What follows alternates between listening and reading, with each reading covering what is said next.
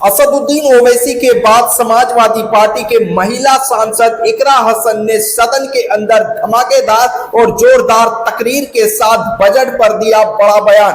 असदुद्दीन ओवैसी ने पहले ही बजट पर बयान दे दिए हैं। ओवैसी साहब का बयान आप लोगों को मैंने सुना दिया है। उसके बाद जब इकरा हसन की बारी आई तो उन्होंने सदन को पूरा हिला कर रख दिया और असदुद्दीन ओवैसी का साथ दिया पूरे सदन के अंदर। असदुद्दीन ओवैसी को भी लेकर इकरा हसन अपने बयान में क्या कुछ बोले और बजट पर किस तरह से दहाड़ लगाई है, उनका ये बयान हर किसी को सुनना चाहिए। तो सबसे पहले इकरा हसन जी का ये बयान सुने।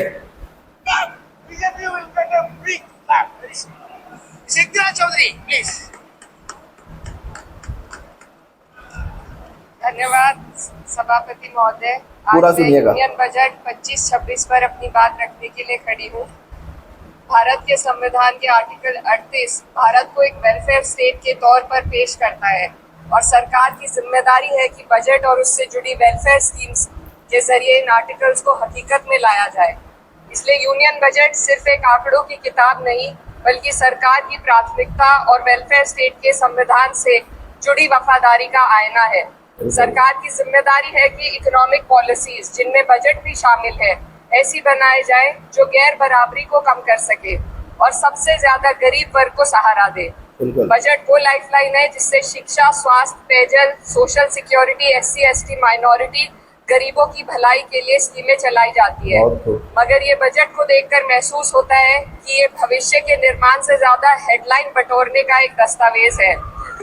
इससे सबसे ज्यादा प्रभावित होने वाली वही लोग पीछे छूट रहे हैं जिन्हें सरकार के सहारे की सबसे ज्यादा जरूरत थी। वो किसान जो बढ़ती लागत से परेशान है, वो नौजवान जो बेरोजगारी का सामना कर रहे हैं और वो औरतें जो निजामती रुकावटों से जूझ रही हैं और वो गरीब जो महंगाई के बोझ के तले दबे हुए हैं। बिल्कुल सही बोले। This government is proudly marketing the income tax exemption of 12 lakhs. But the question is how many Indians even earn that much to benefit from it? Only 2.2% of Indian population pays direct taxes, whereas no relief has been given in regards to indirect taxes, the burden of which falls on everyone, especially the poor and weaker section of the society. This clearly shows that this is not an inclusive budget. GST की ऊंची दरों ने आम आदमी की कमर तोड़ दी है। जरूरत इस बात की है कि खाद्य सामग्री, दवा, स्कूल की किताबें और जरूरत की चीजों पर टैक्स कम किया जाए। पेट्रोल डीजल पर टैक्स कम करने की कोई कोशिश नहीं हुई जिसका सीधा असर हर नागरिक पर पड़ता है। बिल्कुल। आर्टिकल 41 कहता है कि सरकार को ये कोशिश करनी चाहिए कि वो अपनी इकोनॉमिक हालात और रिसोर्सेज के हिसाब से लोगों को रोजगार दे। इस बजट ने बेरोजगारी दूर करने की दिशा में कोई ठोस उपाय नहीं दिया है। नई नौकरियों की बात तो छोड़िए, जो पहले से थी वो भी खत्म होती जा रही है। स्किल डेवलपमेंट प्रोग्राम के नाम पर करोड़ों खर्च किए जा रहे हैं, मगर सवाल ये है कि ट्रेनिंग लेने के बाद कितने नौजवानों को असल में नौकरी मिल रही है। सरकार के पास इसका भी कोई आंकड़ा नहीं है। सरकारी विभागों में लाखों पद खाली है, मगर भर्ती का कोई प्लान नहीं है। आर्टिकल 45 जिसके द्वारा सरकार की जिम्मेदारी है कि हर बच्चे को 6 साल की उम्र तक फ्री और जरूरी तालीम मिले ताकि उनका बुनियादी तालीमी डेवलपमेंट सही से हो सके, जिसको संसद ने शिक्षा का अधिकार अधिनियम बनाकर और भी मजबूती दी थी, परंतु इसकी जमीनी हालत क्या है वो किसी से छुपी नहीं है। नगरीय क्षेत्रों में सरकारी स्कूलों में शिक्षक न होने की वजह से स्कूल बंद हो रहे हैं तथा दूरस्थ ग्रामीण क्षेत्र के स्कूलों में टीचर ही नहीं पहुंच पा रहे हैं। सरकार कह रही है कि डिजिटल इंडिया और AI से तालीम का इंतजाम होगा, मगर जरा जमीन पर देखिए, उत्तर प्रदेश में सिर्फ 22% सरकारी स्कूलों में कंप्यूटर है। मेरे संसदीय क्षेत्र कैराना में कई सरकारी स्कूल शिक्षक न होने की वजह से बंद हैं और मदरसा एजुकेशन के बजट में 57% की कटौती कर दी गई है। क्या यही सबका साथ सबका विकास है? इसी तर्ज पर अस्पताल है जहां पर डॉक्टर नहीं है। आर्टिकल 47 अच्छी सेहत और जिंदगी के स्टैंडर्ड को बेहतर बनाने की आवश्यकता पर जोर देता है। राज्य की जिम्मेदारी है कि लोगों की सेहत और उनके वेलबींग को बेहतर करने के लिए जरूरी कदम उठाए, लेकिन हकीकत यह है कि इस बजट का सिर्फ 2% ही आम जनता तक पहुंच पाता है। शामली जिले में 84 डॉक्टर की पोस्ट स्वीकृत है, मगर सिर्फ 29 डॉक्टर काम कर रहे हैं और गायनोकोलॉजिस्ट मात्र 1 है। दवाइयों की कीमतें बढ़ती जा रही है, मगर गरीबों के लिए कोई राहत नहीं है। सरकार ने महिलाओं के लिए बजट बढ़ाने का दावा किया, मगर 81% इसका बजट सिर्फ पोषण योजनाओं में डाला गया है।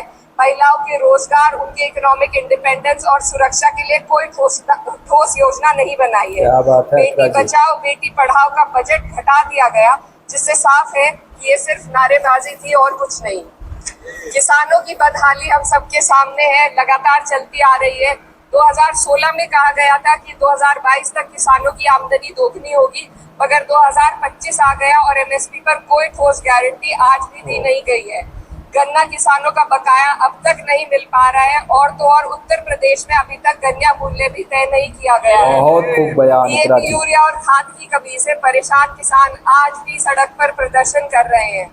मजदूरों के लिए जो सबसे बड़ी योजना मनरेगा थी, सरकार कहती है कि मनरेगा ग्रामीण भारत की रीढ़ है, मगर बजट में कोई भी बढ़ोतरी नहीं मिलना बहुत शर्मसार है। औसतन 44 दिन का ही रोजगार मिल रहा है, जबकि स्कीम 100 दिन की गारंटी की होती है। भारतीय रेलवे देश के लोगों की जीवन रेखा है और इसी से यहाँ के लोगों की आर्थिक एवं सामाजिक जिंदगी चल रही है। देश के हर हिस्से को रेल कनेक्टिविटी से जोड़े जाना सरकार की कल्याणकारी नीति का हिस्सा है। मेरे संसदीय क्षेत्र कैराना के रेलवे से जुड़ी 2 मांगे लंबे समय से लंबित है। दिल्ली शामली सहारनपुर रेल लाइन का दोहरीकरण और पानीपत शामली मेरठ लाइन का सर्वे अतिशीघ्र ही कराए जाने की बहुत पुरानी मांग को बजट में शामिल किया जाना चाहिए। देश भर में बिजली की दरें बेहद असमान है। उत्तर प्रदेश में ये दरें बहुत ज्यादा है। देश भर में एक समान बिजली दरें लागू करने का प्रावधान किया जाए। रिवैम्प योजना में हर घर तक बिजली पहुंचाने के लिए एलटी लाइन बनाने का प्रावधान भी जोड़ा जाए। कृषि उपकरणों व खाद डीएपी को जीएसटी से मुक्त किया जाए। किसानों की एमएसपी की मांग को पूरा करने के साथ साथ उत्तर प्रदेश के किसानों को गन्ना मूल्य निर्धारण पिछले वर्ष से बढ़ाकर किया जाना बेहद जरूरी है। जनपद शामली व मुजफ्फरनगर को एनसीआर में तो शामिल किया गया है, परंतु वहां पर कोई विकास नहीं हुआ तथा उसको कोई भी लाभ नहीं मिला है। वहाँ के लोग सिर्फ प्रदूषण के बाध्यकारी नियमों से परेशान है, इसलिए दोनों जनपदों को एनसीआर की सीमा से बाहर किया जाए। तो दोस्तों, आप लोगों ने सुना इकरा हसन चौधरी किस तरह से सदन के अंदर बयान दिया, बजट के ऊपर एक एक बात को रखे और एक सांस में सारी बात स्पीकर के सामने बोल दी। असदुद्दीन ओवैसी साहब जिस तरह से बजट के ऊपर उन्होंने बयान दिया, उसके बाद इकरा हसन भी 2025-2026 के बजट पर उन्होंने अपना बयान दिया। तो इकरा हसन चौधरी अपने किराना क्षेत्र के अंदर जो विकास नहीं हुआ है, उस विकास को लेकर और जो बेरोजगारी हो रहे हैं उन पर उन्होंने सवाल उठाए और पीएम नरेंद्र मोदी से सवाल किए। अब देखते हैं इन्होंने जो बजट पर बात की है, इन पर वो काम होते हैं या नहीं होते हैं। इकरा हसन चौधरी का बयान आप लोगों को कैसा लगा, कमेंट सेक्शन में जरूर बताएं। फिर मिलते हैं एक नई वीडियो के साथ, नए अपडेट के साथ।